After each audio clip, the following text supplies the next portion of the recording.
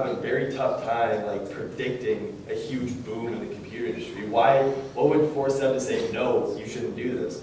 Based on facts, you would think, why not, right? Grow your computer industry, like the technology is gonna grow, right?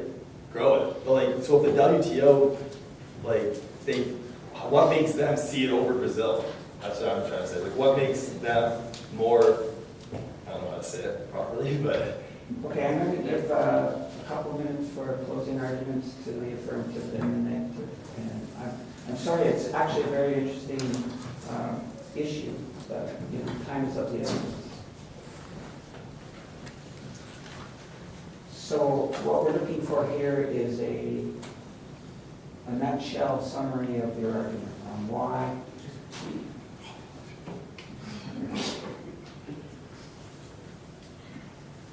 So you're going to convince us, the judges and the rest of the students, that infant industry, assisting in infant industries is beneficial for rural economic growth. Okay. Implementing infant industry protection is a needed policy to foster and grow more efficient new industries. There are large potential benefits to both the domestic industry and domestic national welfare, in addition to the world benefit of an overall lower price. We cannot ignore these potential benefits only because not all instances of infant industry protection are successful, as this is similar to settling for second place. Although there's initially a deadweight loss to implementation, in the long run, if all gains from trade are realized, the winners will always be able to compensate the losers, as the benefits outweigh the costs. While infant industry argument is controversial, there is abundant research and many success stories that support it. Research at the World Bank has concluded that infant industry needs to pass 2 tests in order to be considered a good potential candidate for protection. The mill test, that a protected sector can eventually survive international competition without protection, and the Bastable test, that discounted future benefits can compensate the present cost of protection. In addition to those tests, in order for protectionism to succeed, there are certain criteria that needs to be met to ensure the success of an infant industry. High profit margins are needed to incentivize firms to enter the market. Strong internal demand is needed to ensure that an industry will grow large enough to compete on the foreign market at the world price.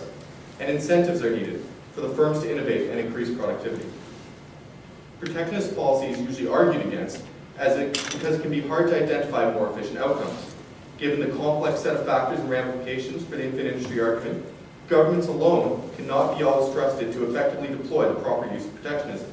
A unified body should conduct a proper cost-benefit analysis to justify government intervention and ensure the domestic industry in question has the potential for the proper growth necessary, and that it will satisfy the mill and Bastable tests. Further research needs to be funded to evaluate industries that can thrive under infant industry protection. International bodies like the World Trade Organization have an opportunity to challenge the current climate and strive for the best possible outcome. Given large successes in countries like South Korea, clearly this can be a very beneficial policy for the world. To ignore these successes because of the fear of tariff retaliation is fallacious. There's a better outcome out there. If we never challenge the current consensus, we would still assume the world to be flat. The existing opportunity is greater, however, because of the positive evidence that is available and the rate at which the world is globalizing today. We hope that not only we have convinced you that there is a means for this argument, but that it is worthy of significant further research and study. Who knows? Maybe 50 years from now, the infant industry argument will be a thing of the past. Maybe it will be as simple as a problem set question that shows the next bright line that there are even greater gains from trade. Thank you. Thank you. And to close this off, infant industry protectionism is a flawed policy that simply serves as a redistributive mechanism which transfers the initial cost incurred by an emergent industry to the society for the purpose of shaping its future efficiency and global competitiveness. The reasons for government support and its intervention in the modern free markets are unjustified given the existence of favorable capital markets as well as alternative methods of financing the initial stages of development. Furthermore, the typical tools, tariffs and subsidies, which are used for helping the infant industry gain economies of scale, tend to have a negative and sometimes unintended impact. Usage of tariffs endows society with the burden of higher prices and limited variety of lower quality goods. The adverse spillover effect into unrelated domestic sectors, which may arise in case of retaliation due to free trade agreement disputes, could end up raising prices for other products, which generally rely on imported intermediate inputs, for example, or undermine domestic export-based industries, thus hindering the overall domestic economy.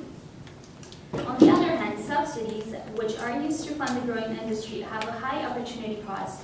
Given the taxpayers' money could be allocated to more effective growth-promoting activities. In addition to the latter stated, once the industry does fall under government care, it will more than likely become negligent to actually succeed at developing into mature stage.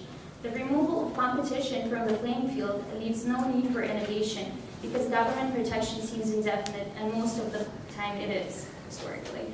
The evidence provided leads us to conclude the infant industry protectionism model is not an ideal method to build economic prosperity in the modern present, and thus should not be advocated. Thank you. Okay, very well done. Good. Actually, I didn't think it was going to be all that interesting, the infant industry argument. I actually did.